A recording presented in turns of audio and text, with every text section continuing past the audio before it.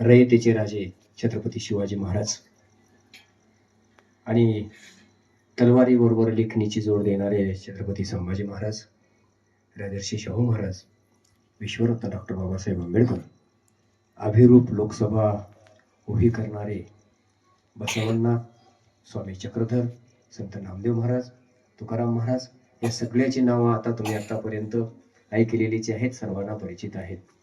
आणि आजच्या ह्या छत्रपती शिवाजी महाराजांच्या जन्मोत्सवाच्या निमित्तानं या कार्यक्रमाला उपस्थित असणारे सन्माननीय पाटील साहेब, साठे साहेब, तुमच्या गावचे सरपंच, तंटामुक्ती अध्यक्ष, सर्व गावकरी आणि माझ्या सर्व आई भगिनींनो, सर्व बांधवांनो, तुमच्या या गावाचं विशेष मला याच्यासाठी अभिनंदन करावं वाटतंय की एवढ्या बिघडलेल्या परिस्थितीतही डीजेच्या तालावर न नाचता विचाराची पर्वणी आपण या ठिकाणी साजरी केलीत आणि छत्रपती शिवाजी महाराजांचे व बहुजन महामानवाचे खरेखुरे वारसदार आपण असल्याचं तुम्ही या ठिकाणी सिद्ध केलंय.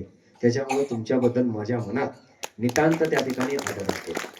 कारण अलीकडच्या काळात काय झालंय, डीजे नाही तर जयंती नाही, प्रत्येक गावात चित्र निर्माण झाले.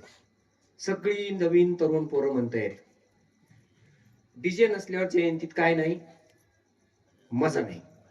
काय मजा नाही म्हणजे लग्नात डीजे, ठीक आहे, लग्नात डीजे होता, पोरग झाला डीजे होता, बरं होतं.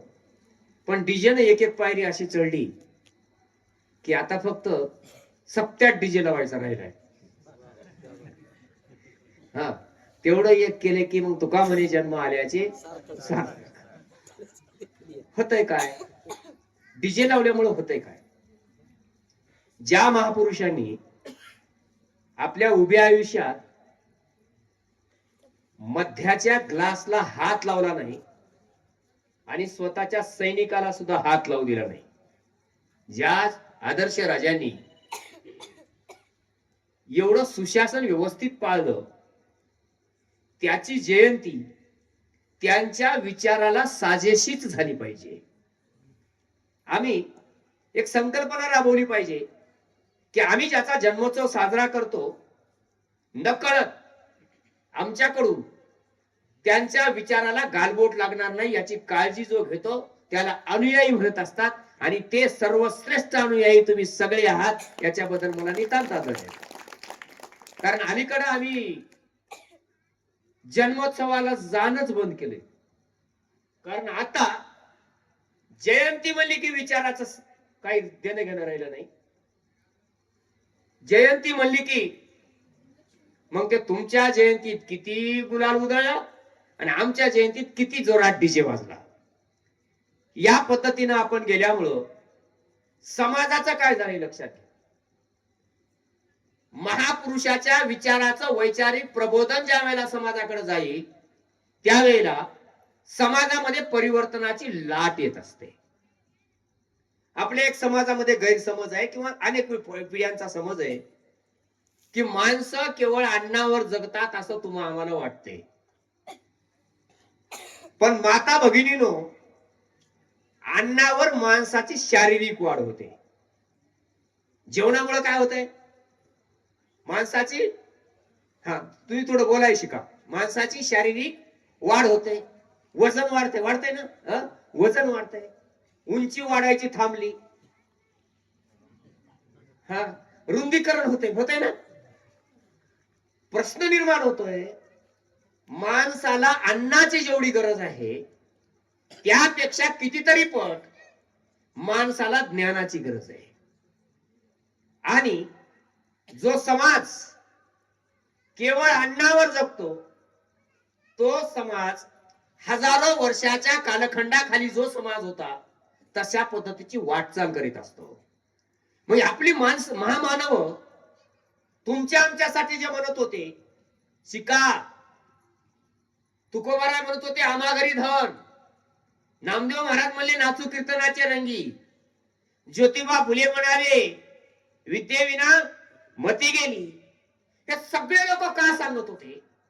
त्यांना माहित होतं की माणसाची खरी प्रगती जर करायची असेल, याच्या आधी अगदी पलीकडे जायचं असेल तर 2500 वर्षापूर्वी या देशात तथागत भगवान बुद्धांनी सांगितलं होतं, आता दीप भाव, तुम्ही स्वतः विद्वान व्हा, स्वतः ज्ञान संपन्न व्हा, तरच तुमचा त्या ठिकाणी मार्ग यशस्वी होईल.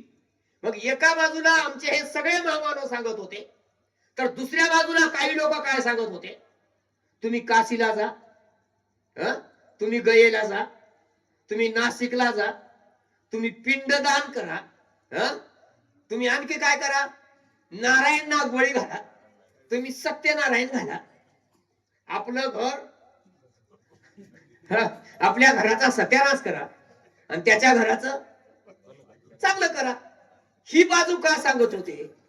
त्यांना माहित होतं बहुजन समाज शिकला की तो त्याच्यावरल्या अन्यायाचा शोध घेतो, आणि अन्यायाचा शोध घेतला की आपण जे वाईट कृत्य केली ते त्याला कळायला लागतंय, आणि म्हणून ते काय काय म्हणायला लागले, तुमच्या कुणबटासाठी, लक्षात घ्या, तुमच्या कुणबटासाठी, तुमच्या या लोकांसाठी काय आहे, सेवा धर्म उचित आहे. कीर्तनात सुद्धा आम्ही काय सांगितलं, श्रवण भक्ती नवविधा भक्तीत श्रेष्ठ आहे. श्रवण भक्ती म्हणजे ऐकायचं, तुम्ही बोलायचं नाही, तुम्ही फक्त ऐकायचं, बोलायचं नाही. जो समाज फक्त ऐकण्याचं काम करतो, बोलतच नाही, त्या समाजात मुके आणि भैरे जन्माला येतात. कारण माणूस मुक का होते माहितीये का? ते पहिल्यांदा भैर असते, आणि भैर असते म्हणून मुक होतंय. हजारो वर्षापासून आम्हाला सांगितलं गेलं की तुम्ही, आम्ही सांगायचं तुम्ही ऐकायचं, बोलायचं नाही. हे आपल्या संतांनी सांगितलं नाही मुक राहिलं. साधू संतांनी सांगितलं उठा जागे भारी, आता स्मरण करा पंढरीनाथा. साधू संतांनी जाग केलं, हलवून उठवलं. मग हे आम्हाला का सांगत होते? कारण आमच्या जगण्यात त्याचं मरण होतं, आणि त्याच्या मरणात आमचं जगणं होतं, आणि म्हणून ते आम्हाला म्हणायचे कुणब्यानं नांगरच धरायचा, लोहारानं लोखंडाचंच काम करायचं, कुंभारानं मडकीच घडवायची. त्याच्या पोरग कलेक्टर झालं की धर्म बुडतो. बाई शिकली की पुरुषाच्या अन्नात आया तयार होतात, कारण बाई म्हणजे चुली पुढची शान आहे. आपण पहिल्यांदा जिजाऊ वंदना घेतली. जिजाऊ वंदना का घेतली? अरे एका स्त्रीनं पाहिले स्वप्न, कुठलं रयतेचं राज्य निर्माण करायचं, म्हणजे नवं काही जर करायचं असेल तर ते कोण करू शकते? ती स्त्री करू शकते. कारण आम्ही पुरुष एका वेळेला 4 कामं नाही करू शकत, करतो का? आम्ही पुरुष एका वेळेला 4 कामं नाही करू शकत. एका वेळेला 4 कामं करायची ताकद कुणात आहे? स्त्रीमध्ये आहे. एक भाकर तवीवर असते, एक भाकर हातावर असते, दुसरी भाकर काटवटीत असते. एवढं होत असते वेळी दूध उतू जाणार नाही याची पण काळजी घेतल्या जाते. हे करत करत पाण्यातलं आपलं लेकरू काय लढतंय का, त्याला भूक लागली का काय नाही, हे कोण बघताय सगळं? हे सगळं तुम्ही बघता, आणि आम्ही बाहेरून आल्यावर म्हणतो अजून झालंच नाही का? म्हणजे ही सगळी ताकद तुमच्यात आहे, आणि तुम्हाला दाबण्याचं काम या व्यवस्थेने केलं होतं. या व्यवस्थेनं सांगितलं होतं बाई म्हणजे फक्त त्या ठिकाणी चूल आणि मूल, याच्या पलीकडे तिचं स्थान नाहीये. पण आम्हा बहुजन समाजाच्या इतिहासानं एक सिद्ध केलेलं आहे की एका बाईनं स्वप्न पाहिलं की मला या देशात रयतेचं राज्य म्हणजे लोकांचं राज्य निर्माण करायचं आहे, ते तिनं पूर्ण केलं. एका स्त्रीनं स्वप्न पाहिलं, अरे इथं कोणी राजाही नसेल, पण एक स्त्री हातामध्ये त्या ठिकाणी तलवार घेऊन या मातृभूमीचं रक्षण करू शकते, हे तारा राणीनं स्वप्न पाहिलं, पूर्ण केलं. एका स्त्रीनं स्वप्न पाहिलं, मी अंगावर दगड धोंडे झेलील पण इतरांच्या महिलांना शिकवण्याचं काम करील, ही क्रांतीज्योती सावित्रीबाई फुलेनं स्वप्न पाहिलं आणि ते सिद्ध करून दाखवलं. आणि म्हणून आम्हाला आजची लढाई कशा पद्धतीची जिंकायची आहे हे आम्हाला समजावून घेतलं पाहिजे. शिवचरित्रातून, संभाजी महाराजांच्या चरित्रातून, डॉक्टर बाबासाहेबांच्या चरित्रातून आम्हाला नेमकं काय शिकायचं आहे. आता आम्हाला गाण्यातून या महापुरुषाला बाहेर काढायचंय, समाजात आणून उभं करायचंय. कारण तुम्ही बघा, आमच्या जयंत्या डीजेवर चालू होतात. वामन जयंती कधी डीजेवर झाली का? परशुराम जयंती.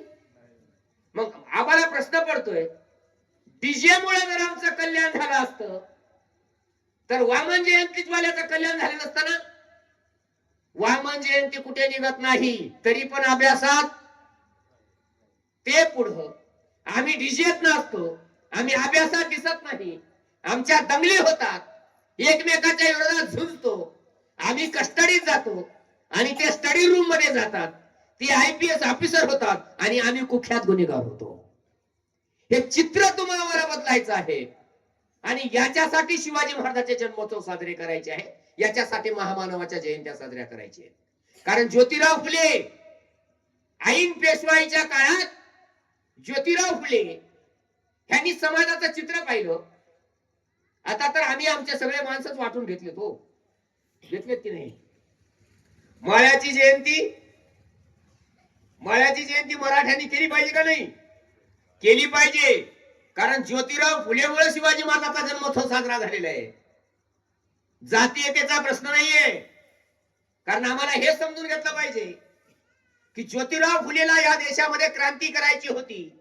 त्यांच्यामध्ये जातीचा अभिमान जर असता तर ज्योतिराव फुले सावतामाळ्याचा जन्मोत्सव साजरा केला असता. ज्योतिराव फुलेंनी सावतामाळ्याचा जन्मोत्सव साजरा केला नाही, छत्रपती शिवाजी महाराजांचा जन्मोत्सव साजरा केला. कारण हे जातीत नव्हतेच.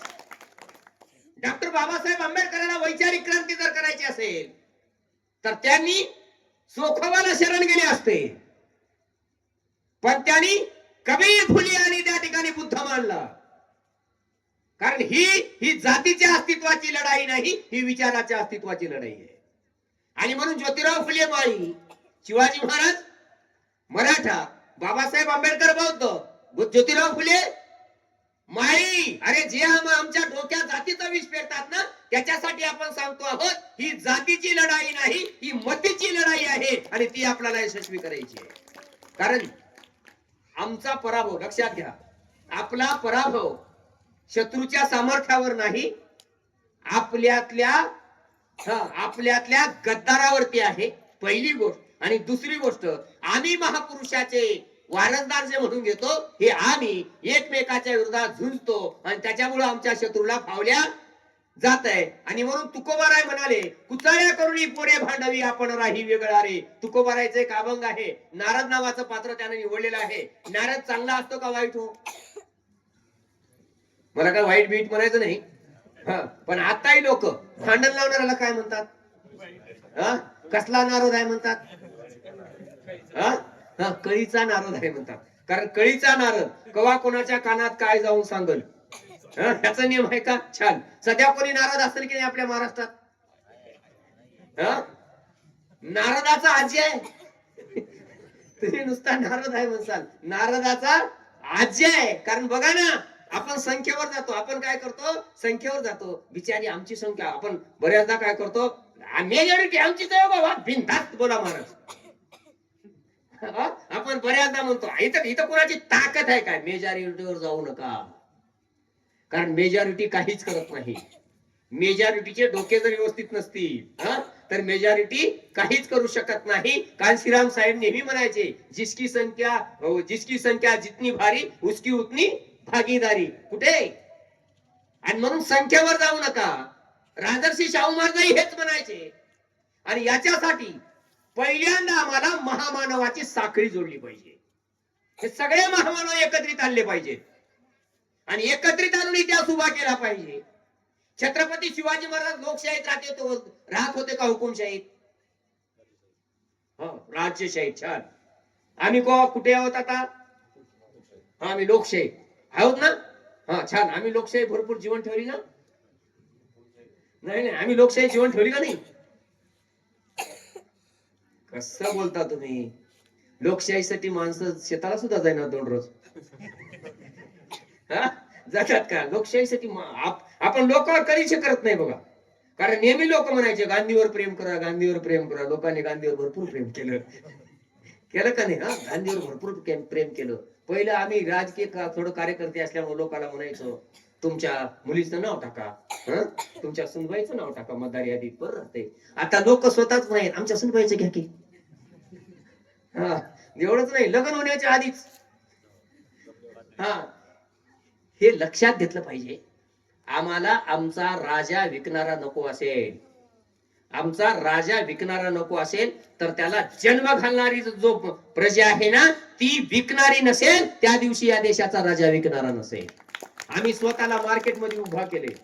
आम्ही स्वतःला मार्केटमध्ये उभा केले. हे चित्र आम्हाला बदलावं लागणार आहे, कारण हा अमूल्य हक्क आहे. अनेकावर यापूर्वी या देशात मत मांडण्याचा अधिकार नव्हता, तो आम्हाला मिळालेला आहे. अरे बाकीच्याच काय जाऊ द्या, आम्ही किती कोण आहोत आम्हाला माहित नाहीये, पण छत्रपती शिवाजी महाराजांसारख्या आदर्श राजांनी 400 वर्ष या महाराष्ट्रामध्ये राज्याभिषेक झाला नव्हता. देवगिरीच्या यादवानंतर इथं कोणी राजाच उरला नव्हता. त्याचं कारण होतं की आता ब्राह्मण आणि शूद्र हे दोनच वर्ण उरलेले आहेत. क्षत्रिय वर्ण नष्ट झालेला आहे आणि वैश्य वर्ण नष्ट झालेला आहे, आणि म्हणून तलवार चालवण्याचा अधिकार कुणालाही नाही, राजा होण्याचा अधिकार कुणालाही नाही. हे जे लोक लक्षात घ्या, ह्यांची धर्मव्यवस्था, हे जे मुसलमानांना रोज शिवा देतात ना, आम्हाला चित्र बघितलं पाहिजे. सरपंच, या देशामधला मुसलमान राजा होऊ शकत होता, पण या देशामधला स्वदेशी भूमिपुत्र राजा होऊ शकत नव्हता, कारण ह्यांनी सांगितलं होतं आता क्षत्रिय उरलेला नाही. कारण परशुरामानं क्षत्रियाला काय केलेलं आहे, किती वेळा मारलेला आहे, 21. छान, गुड. एक हे मामा तुम्ही जे सांगल्या की नाही, हे भल्या भल्या वेल की एज्युकेटेड माणसाला येईना. छान, असू द्या ना. कारण हे अत्यंत महत्वाचं आहे. 21 वेळा परशुरामाने ही पृथ्वी नष्ट केली, निक्षत्रिय केली, मारून टाकलं. कोणाला? क्षत्रियाला. राक्षसाला नाही, क्षत्रियाला. क्षत्रिय कोण मामा? क्षत्रिय म्हणजे कोण? नाही हो, क्षत्रिय म्हणजे आमचा बाप. आमचे पूर्वज, आमचा बाप. आमच्या बापाला किती बारे मारलं मामा, तरी तू आमचा. म्हणजे बघा, लक्षात घ्या, आमच्या बापाला मारण्याची पूजा आम्ही करतो का? नाही करत ना. 21 वेळा क्षत्रिय या जमिनीवरचे नष्ट केले. आणि क्षत्रिय हा शब्द मी माझ्या आरक्षणाच्या संदर्भात सगळीकडे वापरलेला आहे. क्षत्रिय हा शब्द केवळ शस्त्र धरणाऱ्यासाठी नाही, जो जमिनीची मशागत करतो, क्षत्राची जो मशागत करतो, क्षत्रिय हा शब्द त्याच्यासाठी आहे. 2500 वर्षापूर्वी भगवान बुद्ध म्हणाले होते, खेताधिपती खेतीय. आणि याच न्यायाने कुणबी असणाऱ्या छत्रपती शिवाजी महाराजांनी हातात नांगराऐवजी तलवार आणि लेखणी धरली होती, कारण त्यांना हे सिद्ध करायचं होतं, आम्ही नांगरही धरू शकतो आणि आम्ही तलवारही धरू शकतो. मग आम्हाला लक्षात घेतलं पाहिजे, 400 वर्ष या देशामध्ये कोणी सम्राट झाला नाही, कोणी राजा झाला नाही. छत्रपती होण्याचा प्रश्न दूरच होता. आई साहेब जिजाऊच्या काळात परिस्थिती काय होती? आपण नेहमी म्हणतो इडा पिडा जाऊ दे, आपण थोडी नवी व्याख्या करू. इडा म्हणजे काय आणि पिढा म्हणजे काय? इडा म्हणजे मोगलाई, पिढा म्हणजे पेशवाई. सोप्या भाषेत आमच्या दृष्टीनं मोगलाई जेवढी घातक होती, पेशवाई ही होती का नाही इथं साहेब? आता म्हणावंच लागणार आहे, कारण कशी आहे पेशवाई, कशी आहे, जेवढी मोगलाई घातक आहे किंबहुना त्याच्याही पेक्षा पेशवाई अत्यंत घातक आहे. आणि आम्हाला दोन्ही व्यवस्थेच्या विरोधात लढायचंय, कारण एका बाजूला कट्टर धर्मांध आणि दुसऱ्या बाजूला वेगळी पुरोगामी, या दोघांच्या मध्ये हा समाज सापडलेला आहे आणि याच्या चिंध्या होत आहेत. त्यावेळेला या बुडणाऱ्या समाजाला वाचवण्याची जबाबदारी तुमची, माझी, ज्यांना ज्यांना कळतंय त्याची आहे. आणि आई जिजाऊनं स्वप्न पाहिलंय, आपल्याला माहित आहे. मी एक कीर्तनकार असून सुद्धा सांगतोय, मामा सीतेला वनवास किती वर्ष? 14 वर्ष. खरं खरं बोलायचे बरं आता आपल्याला. खरं सांगा बरं, वनवास सीतेला का उर्मिलीला?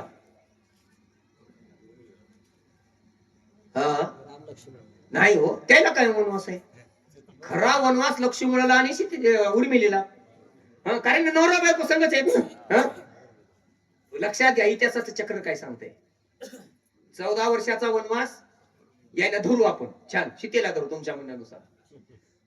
जिजाऊनं किती वनवास भोगलाय आम्हाला कधी सांगलंय?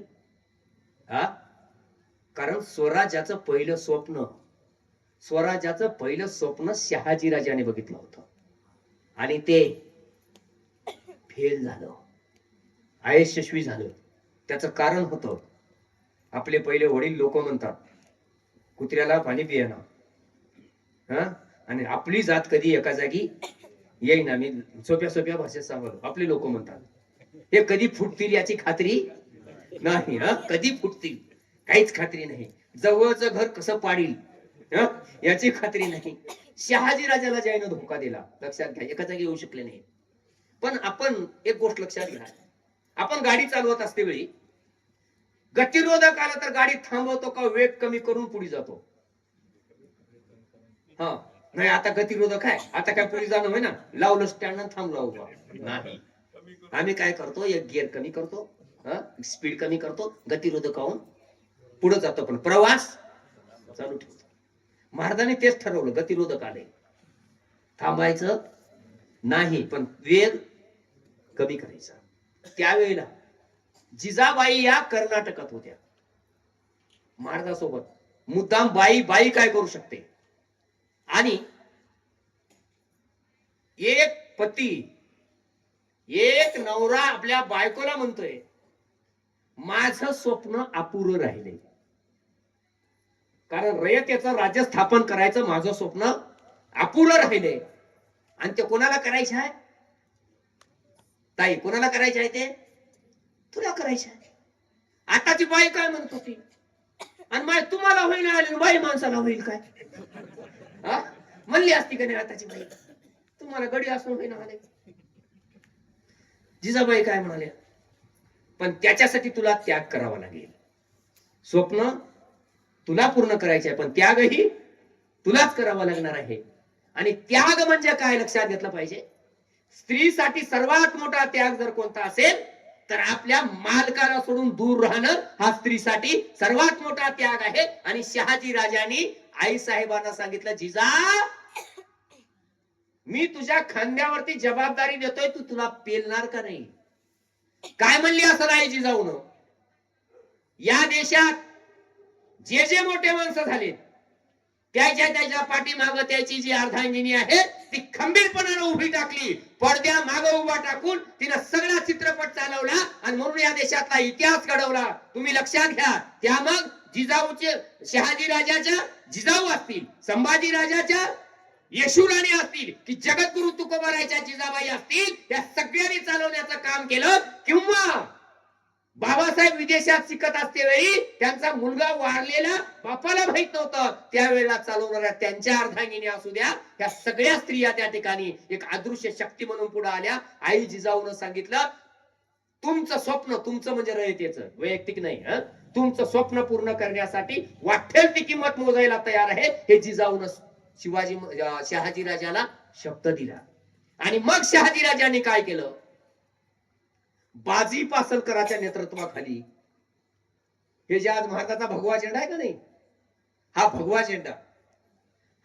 झेंडा जिंजीवरून पाठवलाय. भगवा कुणाच्या हातात असावा? आता सगळा भगवा गुंड, देशद्रोही, गुन्हेगार, ओंगळे यायच्या डोसक्यावरून यायच्या हातात भगवा गेलाय. भगव्याचा खरा अर्थ जो समाजाचं पोषण करतो त्यालाच भगवा म्हटलेलं आहे. शोषण करणारे भगव्याचे पाईक असू शकत नाहीत. भगव्याचं नाव घ्यायचं, लोकांचे घर जळायचे, भगवा शिकवत नाही. आणि म्हणून शिवाजी महाराजांना एवढ्या विश्वास, शहाजी राजांनी एवढ्या विश्वासानं भगवा दिला की हा भगवा हजारो वर्ष या देशाची परंपरा कायम ठेवणार आहे, त्यागाचं प्रतीक आहे. आणि ते तुम्हाला खाली पडू देता येणार नाही. आई जिजाऊन ती आज्ञा मांडली आणि हे मंडळाला कुठं स्वराज्य. रस्त्यावर जर बाई इकडं तिकडं काही नाही, इकडे सांगालो मी, रस्त्यावर एखादं लिंबू पडले, लिंबू, मिरची आहेत 2-4, 2-3 बिब्बे टाकले, येडी वाकडी रांगोळ टाकली, त्याच्यावरून ओलांडून किती बाया जातील बरं? ओलांडून इकडून पाय तिकडे टाकून एक बाई जायची हिंमत करणार. आमच्या डोसक्यात काय भरलंय आता मला माहित आहे. याच्यापैकी 85% बायाच्या पायात काळा दोरा आहे की माय? काळा दोरा कोणाकोणाच्या? इमानदारीने सांगा. हा कोण महिला जणाच्या बायाच्या नाही नाही विदर्भात नाही मराठवाड्यात जाऊ. हा, मी एक काम सांगतोय. MBBS ला असलेल्या एका मुलीला म्हणून माझ्या काळा दोरा कशासाठी बांधलीस त्याचं कारण काय ते म्हणजे सगळ्या पोरी बांधतात म्हणून मी म्हणलो. आणि काय होते म्हणजे तिचं घर खूप एज्युकेटेड होतं बरं चांगलं होतं पण ते तिकडं आले की त्या सगळ्या पोरीला टॉर्चर करतात तुझ्या पायात काळा दोराच नाही तुझ्या पायात काळा दोराच नाही तिने हात बांधायचे. मी एका दिवशी सहज सांग त्या मुलीला सांगलो माय तिचे काळा दोरा बांधलाय की नाही म्हणलं हे काळा दोरा म्हणजे आपली हलकी जात आहे याचा पुरावा आहे. नाही मी काय विनोद म्हणून सांगत नाही याला काही आधार आहे. कारण एखादा आपल्या गावातला माणूस दुसऱ्या गावात गेला तर त्याची जात काय कपाळावर बघता येत नाही आणि त्याची जात खालची आहे हे कळावं म्हणून त्याच्या पायात किंवा गळ्यात काळा दोरा बांधला जायचा आणि ज्याची जात उच्च आहे मोठी त्याच्या गळ्यात पांढरा दोरा असायचा. याला पुरावे आहेत आपण बगर पुराव्याचं बोलत नाही कारण हे मीडिया आहे समोर. ह्याची मला खात्री आहे ते पांढरा दोरा असायचा आणि आम्ही अज्ञानामुळं आमच्यावर लादलेली गुलामगिरीच आमचं भूषण म्हणून वागवतो. हे का सांगतोय तुमची संकल्पना मी तुम्हाला मुद्दा म्हणत होतो ते मिरची लिंबू टाकलेलं पलीकड पाऊल टाकायची आपली ताकद नाही कारण ते भूत असेल ते काय असेल ते भूत असेल. भूत धरल्यावर काय होते लक्षात घ्या ना. आज मला वाटते आमोश आजच आहे ना आजच आमोश आहे काय मी येताना सगळे मला भूतच दिसून राहिले गावाच्या तिकडे इकडं सगळीकडे भूतच. अरे आम्हाला समजलं पाहिजे आमोशेचा दिवस म्हणजे आजची रात्र आजचा दिवस ही आपल्या सगळ्या बहुजन समाजाची आद्य गणमाता जी निवृत्ती होती त्या निवृत्तीचा जन्मदिवस आहे ही आमोशा. आणि म्हणून आपले सगळे बहुजन समाजामधले माणसं आमोशेच्या दिवशी आऊत लावत नाहीत. वाईट दिवस म्हणून नाही आऊत लावत नाहीत. हे आजी खराय नाही बघा ती आजीला माहित आहे आऊत लावत नाहीत कारण हा दिवस कुणाचा आहे आमच्या निवृत्तीचा जन्मदिवस आहे म्हणून आम्ही आऊत लावत नाही. आणि आणखी मी लक्षात घ्या आम्ही या रूढी परंपरा ज्या काही पाळतो त्या आमच्या लिखित जरी नसल्या तरी मौखिक परंपरेमुळे त्या ठिकाणी जिवंत राहिलेले आहे. आपल्याला माहित आहे शिवाजी महाराजांना सगळ्या लढाया कोण्या रात्री जिंकल्या आमोशेच्या दिवशी. लक्षात घ्या कारण आमोशेच्या दिवशी भरपूर उजेड असतो रात्री अंधार असतो. आता साधारण कल्पना करा या गावातले रस्ते तुम्हाला गावाच्या बाहेरचे नाही माहित की मला माहित तुम्हाला माहित. आजच्या दिवशी जर मारामारी लागली तर तुम्ही मला ऐकणार नाही की मी तुम्हाला ऐकणार नाही कारण रस्ते तुमचे आहेत तुम्हाला माहित आहे. शिवाजी महाराजांनी अंधाराचा सुद्धा फायदा करून घेतला कारण इथल्या वाटा चोरवाटा कुणाला माहित आहेत शत्रूला अंधारात गाठायचं आणि आम्हाला मात्र लहानपणी एवढं असते वेळी आमच्या आजीनं ते पहिल्याचे म्हातारे माणसाचे होते का नाही ते मुद्दा भूताच्या गोष्टी सांगायचे लहान लेकरायला असं सांगायचं की जसं काय ह्यानं बघलेच असं सांगायचं असं बसलो होतो तिकडून आलं समोरून बसलं मग बघल्याबरोबर बघायला होतं काय त्याचे पाय उलपाट्या दिसाले तिथंच हळून असं एक ते शेकोटी म्हणता का नाही शेकोटीचं लाकूड घेतो पळलं की नाही चिरकतच पळालं म्हणायचं भूत. आता हे संस्कार जर आमच्या ह्या बारक्या लेकरावर झाले त्याला जर कळालं की आमोशेच्या रात्री काय असतात भूत असतात आणि म्हणून बाहेर जायचं नाही. आता उद्या त्याचं लग्न झालं योगायोगाने याला मुली मिळत नाही पण जर मिळाली कल्पना करू त्याचं भाग्य असेल त्याचं भाग्य असेल त्याला तुला त्याला जर मुलगी मिळाली त्याचं जर लग्न झालं घरी जर शौचालय नसेल रात्री 11:30 वाजली असती डीपीचा फेस गेला असेल हे सगळं मी काळं चित्र उभं करायला डीपीचा फेस गेला असेल भयावरून पाऊस पडालाय विजाचा कडकडाट चालू आहे आणि याला जर बाहेर जायची वेळ आली त्यावेळेला ह्यानं कोणाला उठवी कारण आपण आतापर्यंत सांगलोय प्रत्येक यशस्वी पुरुषाच्या माग एक यशस्वी स्त्री असते. हे काय म्हणते थोडं मदत कर. आम्हाला लक्षात घ्या आम्ही पेरलं तसं माणसं घडतात. आई जिजाऊ पुण्यात आल्यानंतर पुण्याच्या वेळची परिस्थिती काय होती.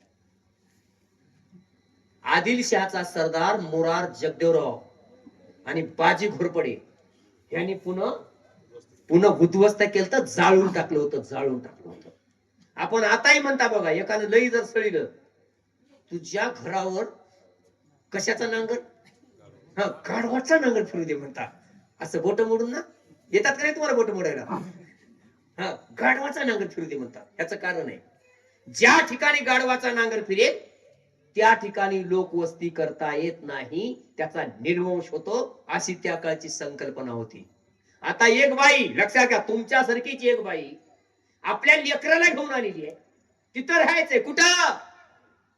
जिथं गाढवाचा नांगर फिरलाय तिथं राहायचंय. मसनवट्यात राहायची कुणाच ताकद आहे? पुन्हा मसनवटा झालं होतं. जिजाऊन बघितलं बाई कशी असली पाहिजे. त्या पुण्याच्या वेशीत तुटकी चपली बांधून ठेवलेली आहे, खेटार पहार रवलेली आहे आणि लिहून ठेवलेले आहे, या ठिकाणी जर कोणी लोकवस्ती करेल तर त्याचा निर्वंश होईल. अजूनही मंदिराचा कळस कोणताही पूजा सांगणारा दक्षिणा हाणणारा बसवीत नाही. कारण ते काय म्हणताय साहेब, मंदिर म्हणजे कळस कुठे असतो? वरती असतो. हे 2-2 क्विंटलचे असतात मंत्र सांगणारे. वरी जाण कोण पडा. म्हणून काय म्हणतात, आम्ही कळस बसवीत नाही. माझ्या गावचा मी कळस बसविला, कारण मी म्हणलं बुडू दे, माझं काय बुडायचं आहे ते. कारण मात करायची म्हणजे दाखवली पाहिजे ना.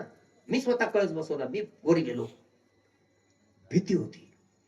आई जिजाऊनं काय केलं, लोकांच्या मनात विश्वास निर्माण करायचा असेल तर पहिल्यांदा आपल्याला स्वतःला पावलं टाकावी लागतात, तर ह्या गोष्टी घडत असतात. जिजाऊनं पहिल्यांदा ती पोलादी पहार आपल्या हातानं उपडून फेकून दिली.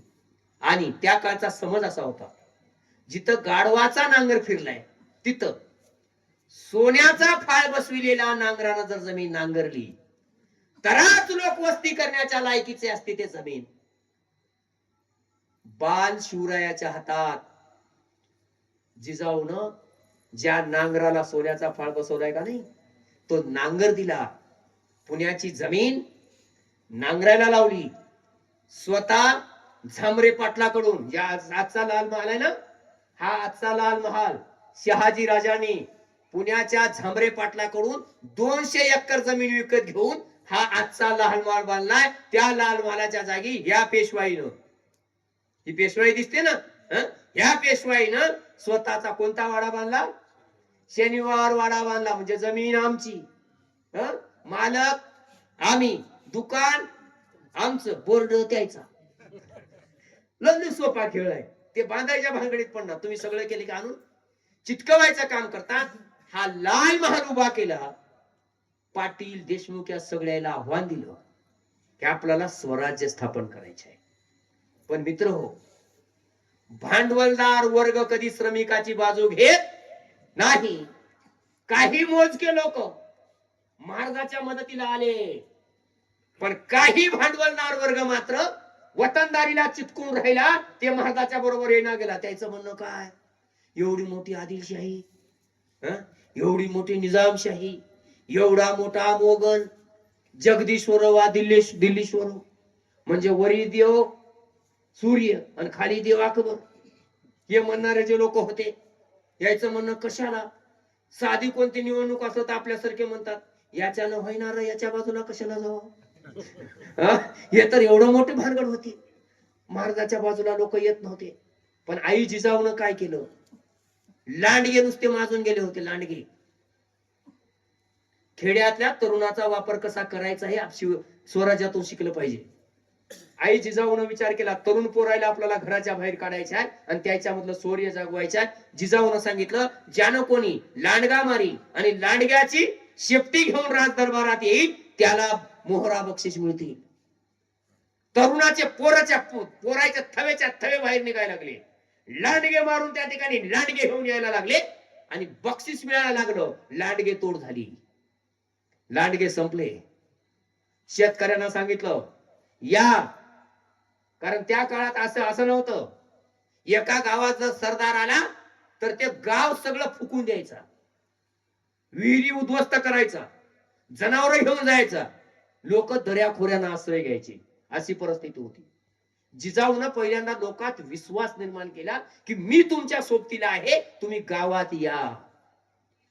हळूहळू हळू लोक गावात यायला लागले आणि गावात आल्यानंतर आलेल्या लोकांना सांगितलं, तुम्ही बैल घेऊन शेती करा. बैल घेऊन दिले. बैल बारदाना दिला, जमिनीला पेरायला बी दिलं आणि पेरायला लावलं. आणि लोकांना सांगितलं, तुम्ही घाबरू नका, मी तुमच्या पाठीमागे आहे. आज शेतकऱ्याच्या आत्महत्या होतात, त्याचं कारण काय? राजा आमचं उत्तरदायित्व घ्यायला तयार नाही. आई जिजाऊनं सांगितलं, मी माझ्या दया करणे जे पुत्र असेल त्याची दासा आणि दासी. तुम्हाला कोणाच्या केसाला धक्का लागणार नाही त्याची खात्री मी घेतो. हळूहळू लोक जमायला लागले, गाव वसायला लागले आणि त्या ठिकाणी स्वराज्य बाळसं धरायला लागलं.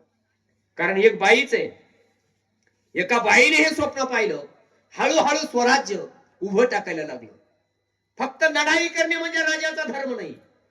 आम्ही आतापर्यंत हेच शिकलोय, मारामाऱ्या, लढाया, याला कापून टाकलं, त्याला कापून टाकलं, हेच आम्ही शिकलोय. शिवाजी महाराजाला केवळ त्या ठिकाणी तलवारीनं सरकार स्थापन करायचं नव्हतं, लोकांच्या कल्याणाचं राज्य स्थापन करायचं होतं. आणि म्हणून राजा झाल्यानंतर आता आपल्यावर किती टक्के टॅरिफ लावलाय? आता 18% आणलंय म्हणा की ते कोणती की फाईल म्हण, आम्हाला येईना काही ना ते कोणती की फाईल म्हण, काही की म्हण, आपल्याला ते कळलं. छान म्हणते 18% टॅरिफ आणला. शिवाजी महाराजाचं धोरण बघा. शिवाजी महाराजाचे आता जसे अंबानी अदानी आता का नाही आपल्या देशात, आपल्या देशाचे मालक, आपल्या देशाचे मालक कोण आहे? भारतीय राजघटना सांगते या देशाचा अंतिम मालक कोण आहे? जनता आहे. ती आता परिस्थिती राहिली नाही. या देशाचा मालक कोण आहे? अंबानी आणि अदानी. अंबानी, अदानी, अडानी, मफतलाल, नुस्लीवाडिया, सिंगानिया, अजीज प्रेमसिंगजी, लक्ष्मी मित्तल, हे सगळे नाव म्हणजे काय भागवत करणाऱ्याचे नव्हतं. हे काय रामायण सांगणाऱ्याचे नव्हतं. होतं काय? हे अजिबात नव्हतं. त्या काळचा अंबानी कोण होता? त्या काळचा मित्तल कोण होता? तर त्या काळचे डच, फ्रेंच आणि इंग्रज म्हणजे त्या काळचे कोण होते? उद्योगपती होते. त्या काळचं शासन चालवणारे होते. शिवाजी महाराजांनी काय केलं असावं? शिवाजी महाराजांनी काही धोरणात्मक निर्णय घेतले. परदेशाहून येणाऱ्या मालावर टॅक्स लावला. हे धोरणाचं नाही. परदेशाहून येणाऱ्या मालावरती टॅक्स लावला आणि आपल्या इथून बाहेर जे जाणारा माल आहे त्याच्यावरती टॅक्स काढून टाकला. आमचं उलट आहे. आमचं काय? आमचं उलट आहे. त्याचं फुकट, आमचं टॅक्स. बरं, तेही परिस्थिती नाही. मी 20-25 वर्ष शेतीशास्त्राचा अभ्यास केला. अमेरिकेमध्ये, आपण याचा विषय घेणार आहे पुढे, अमेरिकेमध्ये 100 रुपयाचा माल पिकवणाऱ्या शेतकऱ्याला 135 रुपये मिळतात. तुम्ही अर्थशास्त्राचे अभ्यासक असाल तर जाणून घ्या. म्हणजे 100 रुपयाचा माल जर एखाद्या शेतकऱ्याने पिकवला तर त्याला मिळतात किती? 135. म्हणजे 100 रुपये तुझ्या मालाचे आणि 35 रुपये तुला एक्स्ट्रा अनुदान, सहानुभूती, सबसिडी. हे अमेरिका. आता आमच्या भारतात 100 रुपयाचा माल पिकवल्यानंतर त्याला 28 रुपये मिळतात. 72 रुपये आमचे कमी दिले जातात. म्हणजे 100 रुपयाचा माल आम्ही मार्केटला नेला की त्याचे पैसे किती मिळतात? 28 रुपये. अमेरिकेला किती मिळतात? 135. त्याची नामची उद्या मारामारी होणार आहे. सोप्या भाषेत सांगतो. म्हणजे ज्याला उणे 72% सबसिडी मिळते, ज्याला त्याला त्या ठिकाणी 100 रुपयाचा माल पिकविल्यानंतर 28 रुपये मिळतात आणि ज्याला 100 रुपयाचा माल पिकविल्यानंतर 135 रुपये मिळतात. ज्या देशात मजुराच्या माध्यमातून शेती होते तिथला शेतकरी आणि ज्या देशात हेलिकॉप्टर आणि ड्रोनच्या माध्यमातून त्या ठिकाणी शेतावरती फवारणी होते, जिथलं उत्पादन 25 क्विंटल एकरी सोयाबीनचं उत्पादन निघतात, त्या राज्याची आणि एकरी सरासरी 5 क्विंटल सोयाबीनचं उत्पन्न निघतंय, त्याची आता काय होणार आहे? ही मारामारीच आहे. ही मारामारी होणार आहे. त्यावेळेला भारतातल्या शेतकऱ्याची अवस्था काय होणार आहे? ह्याचा विचार आम्हाला केला पाहिजे. शिवाजी महाराजांनी निर्णय काय घेतला, हे राज्य कुणाचं आहे?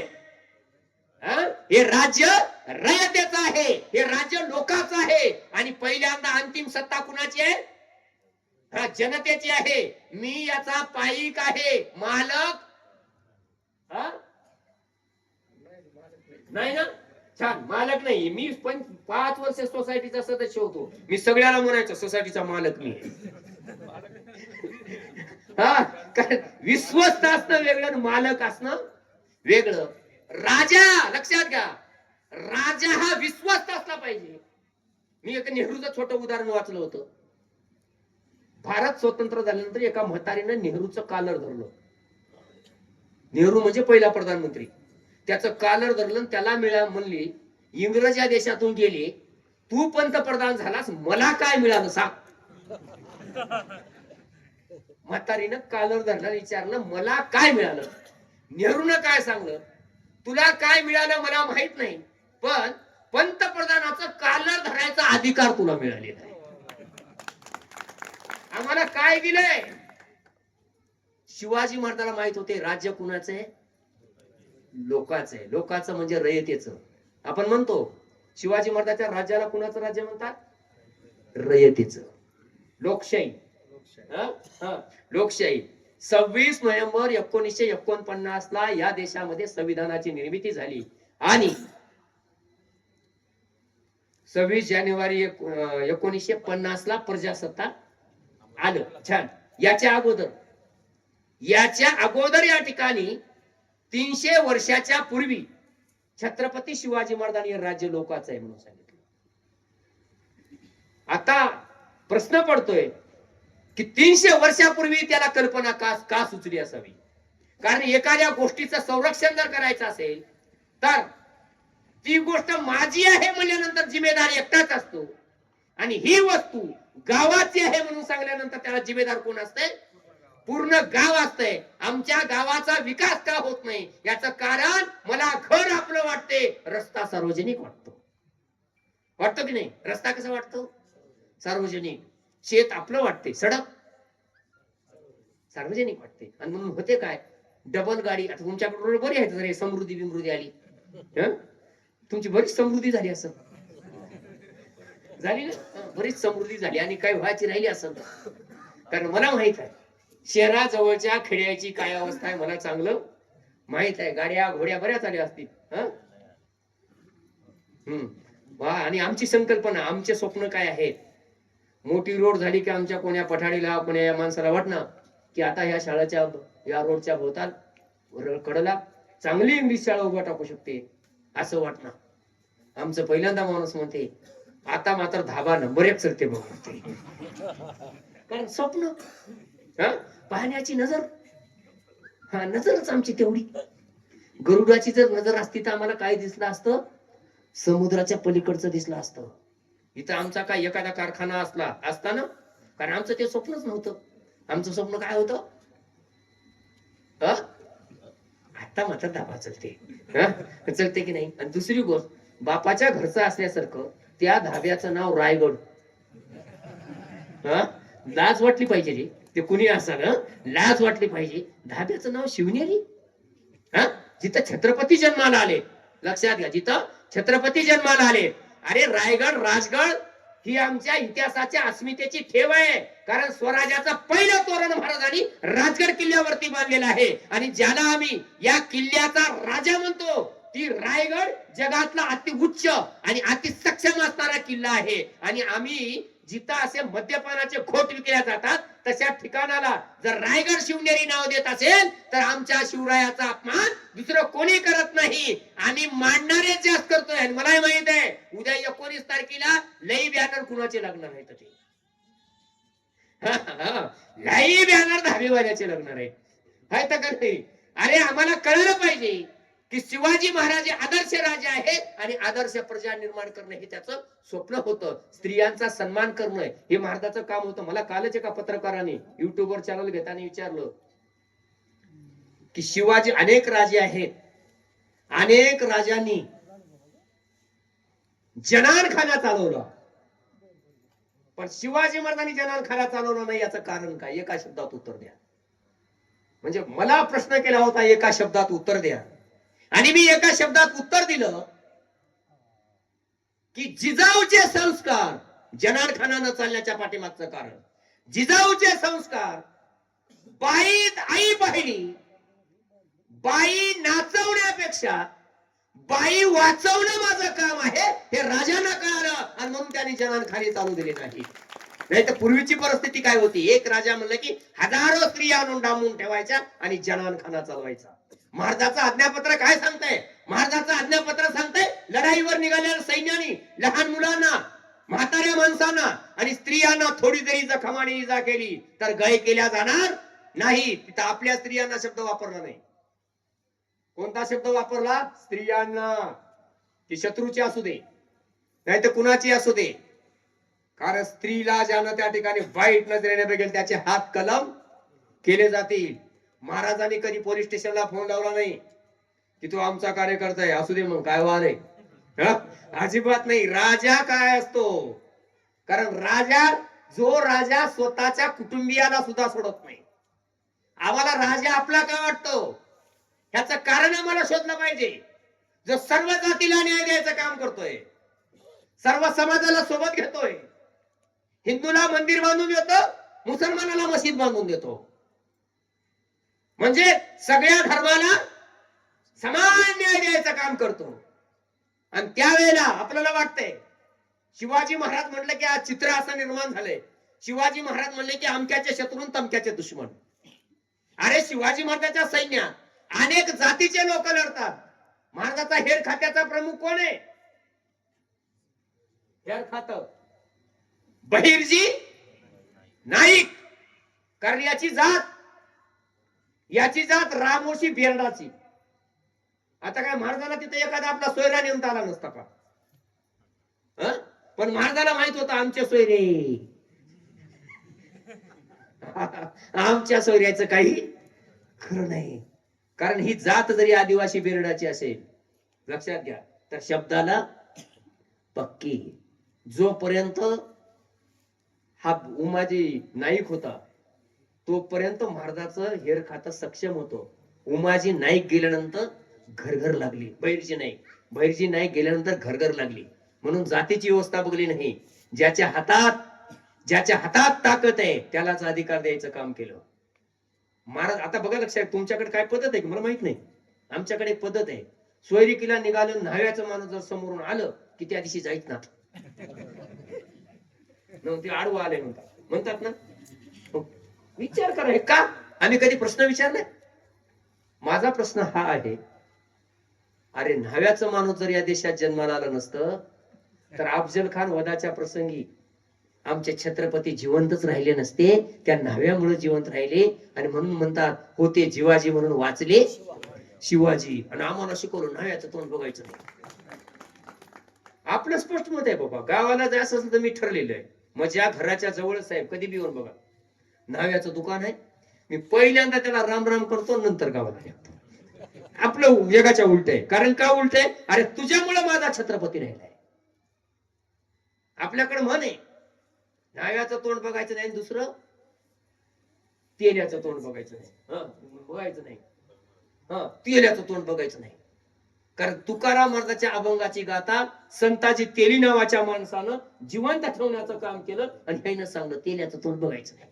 मग आम्ही न्हाव्याचं तोंड बघायचं नाही, आम्ही तेल्याचं तोंड बघायचं नाही. आणि आम्ही कोणाचं तोंड बघायचं? रामपर्या फुकट खायचे असं फुकट खाणाऱ्याचं तोंड कुठला न्याय आहे? आपलं स्पष्ट मत आहे बघा. तोंड बघायचं असेल तर कुणाचं बघायचं नाही? ज्यानं कष्ट न करता लोकांचा खांब उरबडून खाते त्याचं तोंड कधीच बघायचं नाही. हे आपला पहिला दृढ निश्चय असला पाहिजे. कारण ही लढाईच अशा पद्धतीची आहे. कारण महाराजांनी ज्या वेळेला स्वराज्य उभं केलं त्यावेळेला सर्वाधिक त्रास जर कुणी दिला असेल तर या उच्चवर्णीयांनी त्रास दिलेला आहे. कारण याला कुणबी राजा होणं मान्य नव्हतं. आम्हाला जे सांगलं जातंय ना वेगवेगळं बघा. सगळे महापुरुष शिवाजी महाराजांना कसे मानतात? बाबासाहेब आंबेडकरांनी ज्या वेळेला मंत्रिपदाचा राजीनामा दिला त्यावेळेला बाबासाहेब पहिल्यांदा रायगडावरती गेले. रायगडावरती जाऊन छत्रपती शिवाजी महाराजांचं पहिल्यांदा दर्शन घेतलं. कारण त्यांना माहित होतं की आता या मातीवरती संकट आलेलं आहे आणि या मातीवरचं संकट आम्हाला दूर करायचं असेल तर छत्रपती शिवाजी महाराज ही आमची एकमेव प्रेरणा असेल. म्हणून रायगडावरती जाऊन छत्रपती शिवाजी महाराजांचं दर्शन केलं. महात्मा ज्योतिराव फुले का गेले? महात्मा ज्योतिराव फुलेला माहित होतं 18 पगड जाती धर्माच्या लोकांना सोबत घेऊन जाणारा राजा कोण असेल? छत्रपती शिवाजी महाराज आहेत. आणि म्हणून महात्मा ज्योतिराव फुले रायगडावरती गेले. रायगडावर जायला 4 दिवस लागलं मित्र.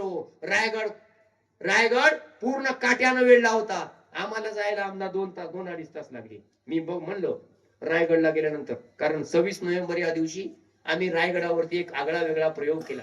वारकऱ्याचे रिंगण चौकट होत होते पण रायगडावर होत नव्हते. आणि म्हणून रायगडावर सर्व धर्मीय मानवंदना छत्रपती शिवाजी महाराजांना दिली. वारकऱ्याचं रिंगण केलं आणि त्या ठिकाणी मुसलमानांनी छत्रपती शिवाजी महाराजांना मुजरा केला. लक्षात घ्या, नमाज छत्रपती शिवाजी महाराजांपुढे पडला. हे उदाहरण का सांगतोय? कारण ज्या वेळेला महाराष्ट्राच्या मातीला संकट येते त्या वेळेला आम्हाला रायगडला जावं लागते, नवी स्फूर्ती मिळते. आणि म्हणून आपण रायगडला जायचं ठरवलं. ज्योतिराव फुल्यांनी ठरवलं रायगडला जायचं. काटे कुठे नष्ट केले, वरी ज्योतिराव फुले गेले. बघतात ज्यांच्या जीवावर एवढं मोठं स्वराज्य उभं टाकलंय त्याची अवस्था समाधीची काय आहे? कोल्हे कुत्र्यानं वेळलंय, विस्ता पशु पक्षाने गिरली आहे. ज्योतिराव फुलेनं पाणी आणलं, ते तोडून काढलं सगळं, समाधी स्वच्छ केली. ज्योतिराव फुले माळी आहे, ध्यानात ठेवा, माळी आहे. माळी जातीच्या ज्योतिराव फुलेने शिवाजी महाराजांची जे ते समाधी जी आहे ना स्वच्छ केली, फुलं वाहिली, पूजा केली. हे गावातल्या भटाला कळालं की, लक्षात घ्या, पुण्याहून एक माळी आलाय बघा. लोक किती चतुर असतात, तुम्हाला कळणार. ते बरोबर ध्यान ठेवून राहतात. कोण्या पठाड्याचं पोरग शाळेत हुशार आहे, आणि ते वाळून म्हणतात, काय तुम्हाला कळत नाही, आता कुठे नोकरी आहेत, शिकली की पोरं बिघडतात हो, उग गावात आणा धंदा करी. आमचे कान भरल्या जातात आणि आमच्याही माणसाला वाटते बरोबर आहे. पास झालेल्याचा आदर्श आमचा समाज घेत नाही, नापास झालेल्याचा आदर्श घेते. त्याचं पोरग शिकलं, याचं पोरग शिकलं, याचं पोरग शिकलं, त्याला नोकरी लागली, याला नोकरी लागली नाही. लागली कोणाला हे नाही बघत, लागली नाही कोणाला हे बघतंय. त्यानं बघितलं माळ्याचं पोरग रायगडावर आले, शिवाजी महाराजांची पूजा कराले, समाज जागा करते. म्हणून ते जोशी जे आहे ना, जोशी हे नाही याच्याकडे येईल. दोन्ही सारखी वर्म जाण येतो पारखी जे भट बामन. आपण आपलं देऊन पाया पडता का नाही? ते बामन आलं, त्यानं बघलं आणि ज्योतिराव फुलेला प्रश्न केला. मी माझ्या मनचं सांगत नाही, ज्योतिराव फुलेचं समग्र वाङ्मय आहे, त्याच्यात लिहिलेले. आपल्याला काय ते एक होता राजा आणि त्याला 2 बायका होत्या हे सांगायची सवय नाही. जे आहे ते सांगायचं. छान. ते आला आणि त्यानं म्हणला, ज्योत्या तुझा शिवाजी काय देव होता काय? तो काय म्हणतो, तुझा शिवाजी काय देव होता काय? कुणबटाची पूजा करतोस? आणि त्यानं ते फुलं लाथेनं उधळून लावले. ज्योतिराव फुले करते सुधारक होते, ते ईडीला घाबरत नव्हते. माहित असावं. छान. ईडीला, इन्कम टॅक्सच्या नोटिशीला घाबरत नव्हते. साहेब, मी तुमच्याच कोणाच्या जिल्ह्यातलं उदाहरण वाचलंय बऱ्याचदा. इकडं गाडी जायची, इकड कशी गेली म्हणजे आमचं कोणतं ठरलेलं नसते हो. ज्योतिराव फुलेनं सांगितलं, ग्रामभट्ट म्हणतात त्याला, ग्रामभट्टाला सांगितलं, अरे शिवाजी आमची अस्मिता आहे आणि आमच्या शिवाजी बद्दल जर अपशब्द बोलशील तर टकमक टोकावरून ठकलून दे. ज्योतिराव फुलेनं बोललं, कारण ज्योतिराव फुलेचं प्रेम शिवाजी महाराजांवरती होतं. आणि ज्योतिराव फुलेनं हे सांगितलं का नाही तुम्ही, किती चरणाचा पोवाडा, कुळवारी कुलभूषण पोवाडा गातो भोसल्यांचा. हा पहिला शिवाजी महाराजांचा तंत्रशुद्ध पोवाडा ज्योतिराव फुल्यानं गायला. आणि ते म्हणाले, शूद्र ज्योतिबा गातो पोवाडा शूद्र शिवाजीचा.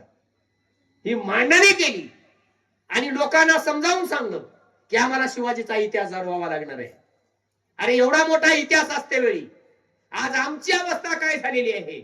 आमची अवस्था भिके कंगाल झालेली आहे. शिवाजी महाराजांचं नाव सांगणारे लक्षाधीश झाले का नाही? कोठ्याधीश झाले आणि शिवाजीला मानणारे दारिद्र्यरेषेखाली गेले. ही अवस्था झाली की नाही? म्हणून शिवाजीचं स्वराज्य काय सांगते आहे, शिवाजी महाराजांचं आज्ञापत्र काय सांगते आहे. बंदुकीच्या नळ्या शेतकऱ्याच्या नरड्याला लावून शक्तीपीठासाठी जमिनी खरेदी करणाऱ्याला हा इशारा शिवाजी महाराजांनी दिला होता की ही रयत हे देशाची अंतिम शासक आहे आणि तिला अत्याचार करता येणार नाही. महाराजांचं पत्र सांगताय आंब्याचं झाड सर, आंब्याचं झाड, चिंचचं झाड, आता सरकारी माझी बस बस थोडंच आहे आता बस. चांगल्या गोष्टी कसे चांगल्या ते लहान लेकरू राहते का, लहान लेकरू, लहान लेकराला दूध चमच्यानं पाजवायचं राहते. आजी तुझं उदाहरण तुला द्यालो. ते लहान लेकराला चमच्यानं दूध पाजवायचं असते. ते घरी कोणी नसते धरू बी लागायला. मग ते एवढी वाटीभर दूध राहते, त्याच्यामध्ये नकरशी साखर टाकलेलं ते बारका चमचा, बारका चमचा राहते. त्या लेकराच्या तोंडात टाकायचं राहते. आजी नीट ऐक. त्या लेकराच्या तोंडात टाकायचं राहते. ते लेकरू मोठं इपितर राहते.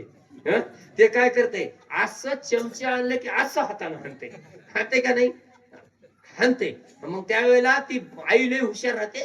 ती काय करते, त्याच दोन्ही पायवी हातावी एका जागी एका मुठीत धरते आणि नंतर चमच्याने येते. ते नाही हिच्यापेक्षा इपितर राहते. ते काय करते, हिनं चमचा आणली की तोंडच उघडी ना, कारण हिचं एक हात गुंतलेला राहते, दुसऱ्या हातात चमचा राहते. त्याला माहित राहते हिला आता काय बी कराय ना. आणि म्हणून ते काय करते, तोंड गच्च धरते. म्हातारी त्याच्यापेक्षा पितर चढावळ लागली ना. छान. म्हातारी काय करते, ते चमचा वाटीत ठेवते, त्याच्या एक तोंडावर हाणते. तोंडावर हाणले की ते लढाई चालू करते. त्या लढाई चालू केले की चुटकुण्यात चुटकुण्या काय करते, दूध मध्ये टाकते, घट घट पिते. ते वाटीभर पिते. मी तुला का खाली बसलो आजी, कारण असंच पाजवावं लागते चांगल्या गोष्टी. चांगल्या गोष्टी असंच सांगावं लागते. वंगळ्या गोष्टी सांगावं लागणार. वंगळ्या गोष्टी कधीच सांगावं लागणार. चांगल्या गोष्टी कर कर कर म्हणून सांगावं लागते. पुढे खायचं शिकवावं लागते काय नाही. शाळेत जायचं शिकवावं लागते. पुढे खायचं ऑटोमॅटिक चांगलं लागते की. लई विचित्र आहे हो. आमच्याकडचं बापायनं पोरायला दारू प्यायची शिकली. तुम्हाला कमा बाबू कशाचं बाबू आले तुम्हाला सांगतो त्यावर वाटले काय. कारण ते मी एकाला म्हणलो असं कसं काही हो जाऊ महाराज म्हणला, आपण केल्यानं काय बरं होणार आहे काय. उद्या त्यानं पावशिरी आणला तर उग न कसं तरी आपल्याला मिळत म्हणा लागेना म्हणला. आज ज्यानं पोरायला बिड्या ओढाय शिकल्या, तुमच्याकडे शिकल्यात की नाही की इकडं. आज ज्यानं म्हणलं पेटून आण, ते माचीस नव्हते ना, पेटून आणताना त्यानं तिकडं म्हणलं आज आई इजून चली म्हणलं फुक्की रजना म्हणला वडकी वर जरा म्हणला खुलवीत. आमच्याकडे काय म्हणतात, खुलवीत आण जरा म्हणला. शिकले की आज्यानं. म्हणजे आमची आजी. हे संस्कार आमच्यावरती का निर्माण झाले. गाडगे बाबासारख्या तुकडोजी महाराजांसारख्या लोकांना सांगितलं अडाणी समाजात अडाण्याची श्रंखला निर्माण होते आणि हे आपल्याला कुठंतरी थांबवायचे आहे. याच्यासाठी आपल्याला छत्रपती शिवाजी महाराज अनुभवायचे आहेत. कारण तुम्ही बाय हा म्हणून सांगालो, प्रॅक्टिकल सांगतोय. सर माझा नातू 6 महिन्याचा होता. कोरोनाचा काळ चालू होता. दोन्ही पोरं गावाकडे आलते पुण्यावरून आणि लेकरू 7 महिन्याचं. बारक्या पोरांना त्या मावशी नीट आहे, काही करताय ना तर करताय ना, पण लेकरू कसं घडवायचं सांगतो. मलाही माहित नव्हतं. त्यानं त्या 6 महिन्याच्या लेकराला उचललं. असे मांडून ठेवलेले होते शिवाजी महाराज, ज्योतिराव फुले, सावित्रीबाई, बाबासाहेब. त्या 6 महिन्याच्या लेकराला धरलं, त्याला सांगलं हे शिवाजी महाराज होत, हे ज्योतिराव फुले होतं. माझ्या आकलनाच्या बाहेरची गोष्ट. मी त्याला म्हणलं या लेकराला काय शिकवलास तू, कारण याला आता काय कळणार आहे. माझा समज कोणता, हे आहे 6 महिन्याचं, ह्याला काय कळणार आहे, मोठं तर होऊ दे. त्यानं काय म्हणलं, तुम्ही बाबा तुम्हाला 8 दिवसात सांगतो मला याचा रिझल्ट काय आहे ते. सातत्यानं 8 दिवस त्या लेकराला ज्योतिराव फुले सांगला, त्या लेकराला शिवाजी महाराज सांगला, जिजाऊ दाखवल्या. आणि 8 दिवसानंतर त्यानं फक्त विचारलं त्या लेकराला ह्याच्यातल्या जिजाऊ कोणत्या होता. त्याला बोलता येत नव्हतं, पण त्यानं बोटानं दाखवलं की ह्या जिजाऊ होता म्हणून. म्हणजे आपल्याला लक्षात घेतलं पाहिजे. अरे आपण 6 महिन्याच्या लेकराला शिकवतोय. महाभारतामध्ये पोटात असणाऱ्या लेकराला चक्रव्यूहात कसं केलं पाहिजे हे पोटातलं लेकरू शिकू शकते माय. म्हणून तुमच्या पोटी जे लेकर जन्माला येणार आहेत का नाही त्याला घडवायचं कसं आहे हे तुम्ही ठरवलं पाहिजे. आता लेकरू पोटात आहात आणि तुम्ही जसं सत्यनारायण घालायला लागल्या, वैभव लक्ष्मी घालायला लागल्या, संकट चतुर्थी घालायला लावल्या, एक लोटा जल सब समस्ये का हाल. आता कशी वाट होईल आणि काय नाही म्हणून. कारण आमच्या साधू संतांनी 12व्या शतकात कर्मकांडाच्या छाताडावर पाय देऊन लोकांना सोपा देव देव सांगायचं काम केलं. आणि हे सगळे मिश्रा का खतरा तिकडून आलेली. ते बागेश्वर मिश्रा, अरे लोक काय, मला कमाल वाटते, त्याच्या पायाखालची माती घ्यायला जाऊन 50 लोक नेलं. आणि सांगलं काय, त्याची माती आणून टाकली की आमच्या घरची जमीन लई, म्हणजे धान्य लई होते. 4 पायल्याच 8 पायल्या होते. शिकिलं कुठली कल्पना नाही. कारण हा समाज अंधश्रद्धाळू निर्माण करायचं काम या व्यवस्थेने केलेलं आहे. आणि म्हणून या व्यवस्थेपासून सावध राहिले पाहिजे. संतांचा आदर्श धरला पाहिजे, भोंदूचा नाही. काल परवा मी मया गावामध्ये, लक्षात घ्या, ते महाशिवपुराण लावलं होतं आणि मी ऐकत होतो. ते म्हणत होतं ज्याचं लग्न होईन आलंय त्यानं 108 पिंडी करा आणि त्याचं पूजन करा. मी म्हणलं काय कारखाना निघणार आहे का पुऱ्याचा. ज्याला 5 एकर जमीन पाहिजे त्यानं 400 पिंडीचं पूजन करा, 11 रुद्राचा अभिषेक करा, दान द्या, 5 एकर जमीन फुकट मिळेल. पुन्हा आणखी सांगितलं, ब्राह्मणाने पांढऱ्या मातीचं पिंड करायचं, वैश्याने पिवळ्या मातीचं करायचं, क्षत्रियाने लाल मातीचं करायचं आणि शूद्रानं काळ्या मातीची पूजा करायची. म्हणजे इथं सुद्धा विषमता निर्माण करण्याचं काम केलं. आमचा प्रश्न हा आहे, आमच्या आजीच्या डोक्यावर भाकरीची दुर्डी असायची. दुर्डी म्हणतात ते इकडं? हा, छान. दुर्डी असायची आणि आजी शेताला निघायची. मारुतीच्या पाराच्या पुढून जात असते वरी सहज असं करायचं, पाया पडायचं आणि आपल्या कामाला लागायचं. ही पद्धत राहिली नाही आता. आता सांगण्यात येते श्रावण महिन्यात 1 लाख बेल बिना छिद्राचा. किती लाख? 1 लाख. 1 लाख बेल तोडायला किती वेळ लागेल? ते बिना छिद्राचा. दिवस पावसाळ्याचे, बिना छिद्राचा कुठं मिळत? श्रावण महिन्यात आखे बेलाचे झाड सगळा सत्यानाश तोडून टाकून देऊ. लोकांना कत्तीनं तोडू झाडच घरला आणले की नाही. देव देव तुमचा देव बेलाच्या झाडाच्या मुळावर. समजून घ्या देव कशाला म्हणतात ते. काय देवा घरी न मिळेचे अन्न, द्रौपदीचे भाजीपान भक्षित असे. आहे का नाही महाराज? खोटा असतं तर सांगा इथं. बघा, म्हणजे द्रौपदीच्या घरी देवानं एक भाजीचं पान खाल्लं, पंक्तीला अन्न द्यायचं काम केलं. हे खरा खुरा देव आम्हाला कळू दिला नाही. कळू दिला का? आमचा कृष्ण काय खात होता? भाजीचं पान खात होता. राम शबरीची खात होता ना, सुदाम्याचे पोहे, तुकोबाच्या कन्या. आता आमचा देव एवढा मॉडिफिकेशन झाला. काजू, बदाम, सफरचंद, ते किवी काय ते काळात होती काय ते किवी म्हणायचं फळ किवी. अरे आम्हाला जरा विचार केला पाहिजे दादा. इमानदारीनं सांगा, तुम्ही शहराच्या जवळ ज्या दिवशी तुमच्या घरी सफरचंद कधी येतात, माणूस दुखण्यानं पडावं वाच येतात. आधी येतात? आधी येत नाहीत. कारण हातात सफरचंद असलं की माणसानं समजून घ्यावं याच्या घरी कोणतरी बेमार आहे म्हणायचं. आम्हाला कधी कळू दिलं का? आधी सफरचंद खायचं, दुखण्याला लांब ठेवायचं नाही.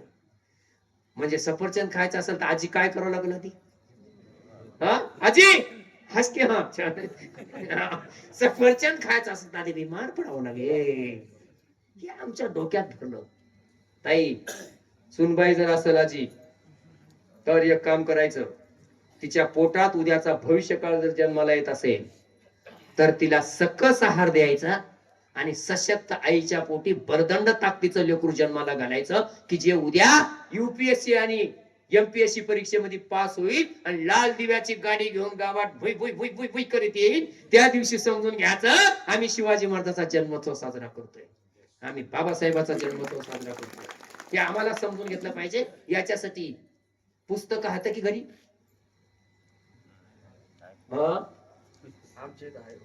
तुमच्या इथं तर पाहिजेच की पुस्तक, कारण जगाचं मस्तक बघायचं असल्यावर पुस्तक लागतंय ना. हा? बरोबर आहे ना. हा, कारण ज्याच्या हातात पुस्तक आहे त्याच मस्तक ठिकाणावर राहते. आणि आमच्या घरी पुस्तकं नाही. मला प्रश्न पडतोय, आम्ही जेवढं दान दिले त्याच्या 10% जरी पुस्तकं आणले असते तर आज एका घरात एक अधिकारी राहिला असता. आम्हाला पुस्तकं आणू दिले नाहीत, आम्हाला सांगलं दान करा. काय करा? दान करा, पंगत घाला. बरं, घातलं तर घातलं, पंगत घालणाऱ्यांना सांगलं नाहीये. ज्यानं दाराला कडी लावून ठेवती आणि बाहेर आल्यावर देवा नीट आहे का, घराला कडी लावून जेवताय आणि बाहेर कुत्र्याला सुद्धा पाणी टाकणार आणि ते बाहेर आल्यावर सांगतोय पंगत घाला, दान करा, धर्म करा. ते कोणाला करा? सत्पात्री करा. तो पवित्र असला पाहिजे. आता पवित्र कोण राहतंय? म्हणजे सगळे कनेक्शन कसे? पवित्र कोण असतंय? तोच असतो. त्याच नुसतं पाया पडायचं नाही, देऊन पाया पडायचं. तुम्ही साधारण कल्पना लक्षात घ्या. आमचा नांगर मोडला, सुतारनं तयार करून दिला, आम्ही त्याला त्याचं बोलूत दिलं. आमचे कपडे धुतले, त्याला बोलूत दिलं. म्हणजे यांनी काम केलं, आम्ही बोलूते दिलं. 13वा बोलूतेदार होता हे. आमोशान पौर्णिमा सांगणारा होता ना. हा घरी आला. आता आम्ही गेल्यावर आम्ही पाया पडावं का त्यानं पाया पडावं? मामा, दात्याचा हात मोठा की घेणाऱ्याचा मोठा? दात्याचा हात वरी कोणाचा? देणाऱ्याचा हात वरी. मग देणाऱ्यानं पाया पडावं का घेणाऱ्यानं पडावं? आम्हीच देवावर आम्हीच पाया पडावं. आणि ते 80 वर्षाचं, म्हणजे आमचं माणूस 80 वर्षाचं ते 20 वर्षाचं. आमचं माणूस MBBS आणि ते 4थी फेल. आम्ही त्याच्या पाया पडायचं, ते म्हणायचं आशीर्वाद. समजावून घ्यायचं. आपल्या साधू संतांनी सांगितलेले आहे, देव आम्हाला परवडतो, दलाल परवडत नाही. आणि म्हणून देवाची पूजा स्वतः करायला शिका. स्वतः कुठल्याच एजंट आणि दलालाची गरज नाही. आई मधलं मुलामधलं नातं कधी दलाल लावून ठेवावं लागते का? ते ऑटोमॅटिक असते. आणि मग परमेश्वरामधलं नातं भक्ताचं ऑटोमॅटिक असलं पाहिजे. आमच्या साधू संतांनी हेच शिकवलं, आमच्या महापुरुषांनी हेच शिकवलेलं आहे. आणि म्हणून मित्र हो, म्हणून ताईनं तुम्हाला सगळ्यांना सांगायचंय की पुस्तक वाचनालय आहे ना सर, माझी सरपंच आहे ना, जातात की लोक वाचवायला? चांगलं आहे ना. कसे आता सरपंच साहेब पुढच्या कवा येईल नाही येईल, आता तुमची एक सुनबाई वाचते. ऐका ना, गावाच्या वाचवायला लावा तुम्ही. आता तुमच्या पाया पडून सांगालो, गावाच्या सुनबाई वाचल्या पाहिजे. कारण हे सांगावंच लागणार आहे. कारण सुनबाई वाचली तर घर वाचणार आहे, नाही ना? छान. सुनबाई वाचली तर गाव वाचणार आहे. अरे, जे पुस्तकाची लढाई लढतो तोच यशस्वी होत असतो. आणि म्हणून गावात वाचनालय असणं गरजेचं आहे. आणि वाचनालयात जाऊन पुस्तक वाचायला शिकले पाहिजे. आमचे लोक वाचनालयात जातात, पेपर वाचतात, पण ते कोणता वाचतात? रतन खत्रीचा ओपन क्लोजचा आकडा बघायसाठी. दादा, खिशातले 5 रुपये टाकून आम्ही वर्तपत्र वाचायला शिकले पाहिजे. तुमच्या खिशात पैसे नाहीत असं नाही, इमानदारीने सांगा. पैसे हात की राहू द्या ना. लक्षात घ्या, पैसे हात. तुम्ही म्हणता मागता काही, आम्ही मागत नाही. मी एक सांगालो, एक जण म्हणलं ग्रामीण भागात कुठे पैसे हात म्हणलं. मी म्हणलो ग्रामीण भागात पैसे नसल्यावर दारूच्या दुकानात कधीच बंद पडत होते. साधं गणित आहे की नाही? आमच्या खिशात पैसे आहेत, फक्त पैसे कुठं खर्च करावेत याचं नॉलेज आमच्याकडे नाही. आणि तेवढं नॉलेज पुस्तकातून मिळतंय आणि म्हणून ते आम्हाला स्वीकारायचं आहे. याच्यासाठी आम्हाला त्या ठिकाणी पुस्तक स्वीकारायचं आहे. कारण मी एक सामान्य शेतकरी आहे. तुम्हाला सांगतो, मी एक सामान्य शेतकरी आहे, 4थी पास आहे. तुम्हाला पटत असेल नाही पटायचं साहेब. फक्त 4थी पास झालो, आज ग्रॅज्युएट आहे. मी जगातलं एक म्हणजे महत्वाचं उदाहरण सांगतो. माझी मुलगी पुढे शिकायला आणि मी पाठीमागं. तिनं BA सेकंड इयरला आणि मी BA फर्स्ट इयरला. हा, एकाच गाडीवर जायचं. तिनं BA सेकंड इयर द्यायचं, मी फर्स्ट इयर द्यायचं. कारण मी वाचलं होतं 76व्या वर्षी PhD मिळू शकते. तर माझं वय तर त्यावेळेला किती होतं, 47 होतं. मी 47 वर्ष काय लई झालं काय, आणि म्हणून आपण डिग्री घेतली. नुसती डिग्री घेतली नाही, अभ्यास करून घेतली. याचा अर्थ सांगतोय. तुम्ही किती BA झालेल्या बाया आता इथं? BA कळते ना BA? आजी आजी काय कळणार आहे? हा, पदवी असंच ना, बॅचलर. हा, मी एका 10वीच्या पोराला विचारलो, बापू SSC म्हणजे काय? मला माहित नाही गड्या महाराज, मला 10वी म्हणतात एवढंच कळालं. HSC कशाला म्हणतात हेही आम्हाला माहित नाही. म्हणजे अवस्था आमची अशी झाली, काय शिकतो ह्याची जाणीव नाही. पोरांना प्रचंड शिकवा, हे लक्षात घ्या. मी तुम्हाला सांगालो म्हणजे याचा अर्थ नाही मला 4थी पर्यंत शिकता आलं, आणि मला आयुष्यभर एक टोचणी जाणवत होती की ज्या ज्या वेळा इंग्रजीचं पान माझ्या समोर यायचं, त्या त्या वेळा माझ्या डोळ्यात पाणी यायचं. कारण मी शाळेत गेलो असतो तर इंग्रजी वाचलो असतो, आणि मला पश्चाताप व्हायचा. आणि मी ठरवलं शेत विकलं तरी चालेल, पण मला शिकता आलं नाही. पोरायला नक्कीच शिकवी, हे स्वप्न उराशी बाळगलं. आणि राजे हो, 1 कोटी रुपये पोरायसाठी खर्च केला. 1 कोटी रुपये. पुण्यासारख्या शहरात 12 वर्ष ठेवले पोर, आणि सांगितलं तुम्हाला नोकरी नाही लागली तरी चालेल, पण पुण्यातून येत असते वेळी माणूस बनून घरला या, तुमचं आनंदानं स्वागत करेल, घाबरायचं कारण नाही. मित्र हो, आम्ही विश्वास टाकला, पोरांनी विश्वास दाखवला. कदाचित पहिलं उदाहरण असेल माझ्या जिल्ह्यातलं तरी. एका परीक्षेत दोन्हीच्या दोन्ही माझे मुलं त्या ठिकाणी MPSCच्या परीक्षेत उत्तीर्ण झाले. एक मुलगा राज्यात पहिल्या क्रमांकाने आला, दुसरा मुलगा राज्यात 36व्या क्रमांकाने आला. मला एकच माहित आहे, मयासारखा अडाणी निर्धन माणूस इच्छाशक्तीच्या जोरावर जर एवढं करू शकतो, तर तुमच्याकडे तर शहरातली जमीन आहे की नाही? याचा अर्थ मी इका म्हणालो नाही. शहरातली जमीन आहे, तसं तरी इकताच. अरे शिक्षणासाठी शेत विकल्याचं उदाहरण दाखवून द्या, तुमचं कल्याण होणार आहे. पोरांना शिकवा, कारण ही उद्याची लढाई लाठी काठीची नाही, भालाबरची नाही. उद्याची लढाई माहिती आणि तंत्रज्ञानाची आहे, नॅनो टेक्नॉलॉजीची आहे. उद्याची लढाई हे मोबाईल आहे हातात, हे मोबाईल. हे 5 वर्षाच्या लेकराला लई कळतंय की आजीला कळतंय? आम्ही म्हणताना आमचे माणसं उगत नाही. काळ्याचे पांढरे झालेत आणि पांढऱ्याचे पिवळे झालेत. सांग बर मोबाईल मधलं मग. कारण 5 वर्षाच्या लेकराला मोबाईल मधलं तंत्रज्ञान कळायला लागलेलं आहे. मी जबाबदारीने सांगतोय. आपला जे याच्यात क्लिप आहे, अमेरिकेत कोणतं हॉटेल कुठं आहे हे 6 वर्षाचं लेकरू आता दाखवून द्यायचं काम करतंय. अरे एवढा या मोबाईल मध्ये तंत्रज्ञान आहे, आणि ते आमच्यापर्यंत आलं पाहिजे. ह्याच्यासाठी मोबाईल मधलं काय घ्यायचं आणि काय टाकायचं एवढं कळायला पाहिजे. तंत्रज्ञान वाईट नसतंय, तंत्रज्ञानाचा गैरवापर वाईट असतो. ह्याच्यासाठी नवं तंत्रज्ञान स्वीकारलं पाहिजे. आता आमची स्त्री, आजची जिजाऊ, आजची महाराणी येशूबाई कशी असली पाहिजे याची संकल्पना त्या ठिकाणी आम्ही राबवली पाहिजे. आणि गावची शाळा, किती शाळा सुंदर आहे. चिचेचे झाड होतं, इथून दिसालेत मला,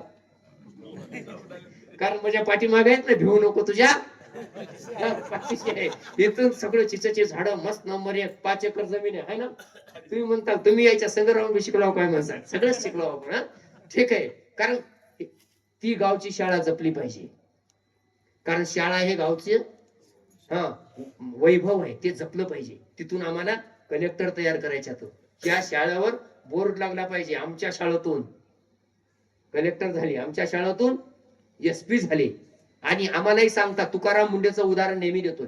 तुकाराम मुंडेच्या बापाला कळत गेलं नाही माझं पोरग कलेक्टर झाले, हे सांगता येत गेलं नाही. आणि म्हणून ते काय म्हणायचं, माझा बाप, माझं पोरग साहेब झाले आणि मी साहेबाचा बाप झाला म्हणत गेले. साहेब कोणी होईल? साहेबाचा बाप व्हावं लागते. आणि म्हणून आपल्याकडे लोक म्हणतात त्याची काय भलं आली ग, ते राजाचा बाप आहे म्हणतात की नाही. राजाचा बाप आहे याचा अर्थ काय आहे? राजा होणं सोपं असतंय, राजा घडवणं अवघड असतंय. आणि म्हणून तुम्ही राजा घडवायला शिका. ए म्हणजे अप्पल शिकवत्याने हा सगळं इंग्रजीत खाड खाड खाड खाड खाड इंग्रजीत बोलायला शिकलं पाहिजे. कारण आम्ही शिवचरित्र सांगतोय. संभाजी महाराजाला एवढ्या भाषा येत होत्या, येशूबाईला भाषा येत होत्या.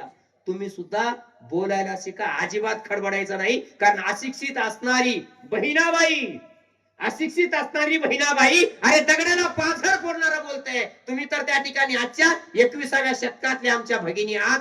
आजची लढाई कोणती आहे ती लढली पाहिजे. आजची लढाई माहिती तंत्रज्ञानाची आहे, आजची लढाई पुस्तकाची आहे, आजची लढाई शिक्षणाची आहे, आजची लढाई विज्ञान अधिष्ठित जीवन जगण्याची आहे. अंधश्रद्धेला काढून टाकणारी आहे. आणि म्हणून अंधश्रद्धेचा श्रद्धा जरूर बाळगली पाहिजे. अंधश्रद्धा बाळगता कामा नये. तरुण मुलं आहात, पडेल तो व्यवसाय, मिळेल ते काम. माझं गाव राजस्थान पासून जवळपास 1000-1500 किलोमीटर आहे. आमच्या परिसरातल्या 50 किलोमीटर मधल्या सगळ्या फरशीचं काम कोण करतंय? राजस्थानी. सगळ्या फरशीचं काम राजस्थानी. करमाळला सगळे भेलपुरीचे गाडे कोणाचे? मावशी हा ते कोणती? पाणीपुरी. हा पाणीपुरी कोणाची? राजस्थानी. छान. फरशीच्या दुकानं, कापडाच्या दुकानं राजस्थानी. आमचं आट्टो. आट्टो. आपला एकच माणूस विमानात मेला. आपला एकच माणूस विमानात मेला. मी लई स्वप्न बघालो. अजित पवारच विमानात मेला नाही, मला विमानात मरण कधी येईल म्हणा. कारण याचं कारण विमानात बसायचं असेल तर बसायची ऐपत यावं लागते ना, यावं लागते की नाही. ऐपत याचं असेल तर पैसा लागतो. म्हणून बातमी यावं. कोणती बातमी यावं? की 10 पठाडे. वाईट नाही. 10 पठाडे क्रुझरच्या अपघातात मेले म्हणण्यापेक्षा विमानाच्या अपघातात मेले ही बातमी यावी. कारण हे वाईट नाही, हे कसं आहे, हे चांगले आहे. कारण आता येत आहे का विमानात कोण बोलतंय? विमानात म्हणतात सारडा, तोष्णीवाल हे विमानात मरतात. कारण आम्ही विमानात बसतच नाही, मरायचा प्रश्न नाही. आमचं मरणच एक तर आठवत नाही तर क्रुझर मध्ये भरधाव क्रुझरची धडक. हे आमची जी दुर्घटना आहे हे डोक्यातून काढून टाकली पाहिजे. साहेब तुमच्या MGM कॉलेजला एकदा आलतो मी, 2006ची गोष्ट असेल. आणि मी सहज सांगितलं, अरे सगळे शिकलेले पोरं होते. त्या पोरायला म्हणलं, बाबा रे तुम्ही याच्यापैकी विमानात किती जण बसल्या? एक जण म्हणलं, महाराज अजून बसलो नाही, रोजाना हेलिकॉप्टरने यायचं शाळेला. म्हणलं तर येऊ शकतो, एवढा माझ्याकडे पैसा आहे, पण अजून बसलो नाही. म्हणून का बसला नाही? हिंग बघा महाराज म्हणा, तुम्ही मला चांगलं म्हणा की वाईट म्हणा, वरी विमान उडलं आणि पडलं तर कसं होईल? ह्याच्यासाठी आपण बसच ना बघा. चांगली गोष्ट आहे, चांगली गोष्ट आहे ना. अरे धमक लागते, ही धमक लागते. माणसानं आयुष्यात एकदा तरी विमान प्रवास केला पाहिजे, बघितलं पाहिजे काय काय जगात चाललंय. जर्मनी काय करते, जपान काय करते, युरोप काय करते, अमेरिका काय करते. मी अशिक्षित असून जगाचा इतिहास माझ्या नजरेच्या टप्प्यात आहे. ह्याचं कारण काय आहे की डोळे, कॉम्रेड शरद पाटील म्हणतात, पुस्तकं डोळ्यानं वाचण्यापेक्षा डोक्यानं वाचायला शिकले पाहिजे. इतिहास घडते. आम्ही पारायण कसे वाचतो महाराज? शेजारी कुठवर गेले, त्याचा पेज नंबर कोणता आहे, त्याच्या पुढे 4 पाऊल पानं ठेवणे. आपण पुढीच आपल्याला लई वाचावं लागतच नाही. त्याला म्हणतात पुस्तकाचे पानं चाळून टाकणं. असं पुस्तक वाचायचं ज्या पुस्तकातून क्रांती होईल. मित्र हो, छत्रपती शिवाजी महाराजांकडून अनेक अनेक लोकांनी धडे घेऊन क्रांत्या केलेल्या आहेत. आणि आपण त्या शिवाजी महाराजांच्या मातीत जन्माला आलेलो आहोत. या भागानं महाराज अनेक वेळेला गेलेले आहेत. कदाचित तुमच्या गावात सुद्धा आले असतील राजे. कारण आता तिकडं आमच्या नांदेडला जुना जो मार्ग आहे, महाराज कोण्या मार्गाने गेले याचं संशोधन चालू झालेलं आहे. जालन्याला तर आलीच होती. मार्गच होता बुरानपूरला जायचा. मार्गच होता ना छान. आणि म्हणून ही माती अशी तशी नाही. ही माती जगातल्या अतिउच्च आदर्श राजाचे पाय लागलेली माती आहे. आणि त्या मातीतून नक्कीच आम्हाला माहित आहे की त्या मातीतून नक्कीच क्रांतीचं रणसिंग फुंकलेलं असेल. आणि उद्या येणाऱ्या 10 वर्षाच्या काळात तुमचं गाव म्हणजे या परिसरातलं मॉडेल म्हणून पुढे आलं पाहिजे. कारण इथं नाही काय आता, इथं अर्थव्यवस्था मजबूत आहे ना. अर्थव्यवस्था मजबूत आहे. एक गुंठा एकर नाही, गुंठा दाम भरपूर, एवढा पैसा आहे. फक्त आता पैसा आणि डोकं. नुसता पैसा असल्यानं जमणार, नुसतं डोकं असल्याने जमणार. दोन्ही चाकात हवा सारखीच पाहिजे. ह्याच्यासाठी पैसा आणि बुद्धिमत्तेची सांगड घातला. तुम्हाला जमल त्या व्यवसायात उतरा, जमल त्या व्यवसायात. हॉटेल व्यवसाय 50% प्रॉफिट देणार आहे. तिथं उतरा, तुम्हाला जमल तिथं उतरा. ज्या व्यवस्थेत जमते त्या व्यवस्थेत. कारण अर्थव्यवस्था मजबूत झाल्याशिवाय ही ग्रामीण व्यवस्था तरू शकत नाही. याच्यासाठी शहरातले पैसे तुम्ही ग्रामीण भागात आणायला शिका. तुमची अर्थव्यवस्था मजबूत होणार आहे. पडेल तो धंदा, मिळेल ते काम करायला शिकलं पाहिजे. नाहीतर तरुणांनो, तुमच्या हाताचा गैरवापर होण्याची शक्यता आहे. या सगळ्या गोष्टीचा अभ्यास करून येणाऱ्या काळामध्ये शिवचरित्रानुसार आमची समाज निर्मिती व्हावी एवढी या ठिकाणी मी अपेक्षा व्यक्त करतो. आणि तुम्ही सर्वांनी शांतपणानं ऐकले याबद्दल तुमचं मनापासून या ठिकाणी आभार व्यक्त करतो आणि थांबतो. जय जिजाऊ, जय शिवराय.